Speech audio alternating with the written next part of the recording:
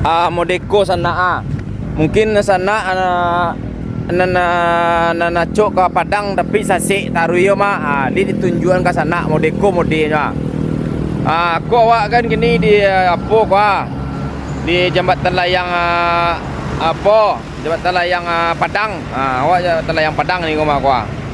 Jadi nak kawak sampein ke sana tu supaya sana ndak sasik di Padang modeko jadi kalau jalan Niko kini gua sana aku arah dari Bukit Tinggi gua Ko arah dari Bukit Tinggi bisa arah dari Pekanbaru bisa lalu siku gua Niko kini gua nampak sana gua kalau sana dari situ arah kalau ke situ arah itu itu bisa sana tiba ke Lubek tiba ke Indah Ruang tiba sana ke Jakarta tiba ya bisa sampai sana karep di boy rumah kalau jalan ko kate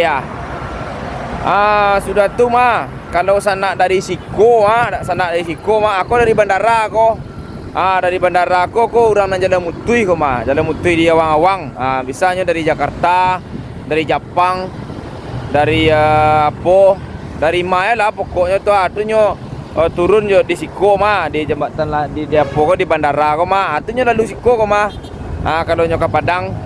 Tapi kalau orang ko pai kapo ka Indah Ruang nyo pasti lalu ate kalau ada dari bandara. Taruh nyo ka sina tibo nyo ka pasisir tibo ke Bengkulu gai. Habis sala tibo Jarta liat. Ko dari Bukit Tinggi Jawa tadi ko sana modeko lah penampaknya kalau dari ate sana. Ko dari arah Bukit Tinggi ke sana kalau awak dari Siko Kasinan ko kaki tinggi ko. Saya ke Lok 9 bisa ke Pekanbaru. Modeko situasinya kalau celik dari ate ke sana. Ko nak arah ke Indah Ruang sana, tapi ko nan jalan bawah sana. Jalan bawah no. Awak gi kabar ke sana cik lai deh supaya sana tahu Ngulonda kancang-kancang ko tatonci lanci tempang lah tak.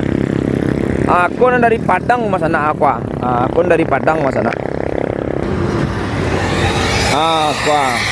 Kora dari Padang ke sana. Kalau sana pergi ke kota Padang masuk sana jalan ke Siko. Itu kalau di tiba sana di kota Padang rumah tu sana ada ke mano sana. Kok kada lalu di hotel sana, kok kada lalu sampai siapa.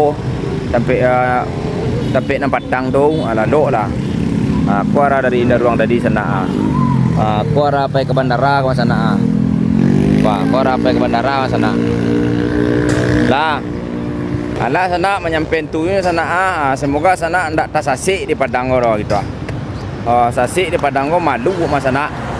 Ya sana nyampe mode tu sana. Alah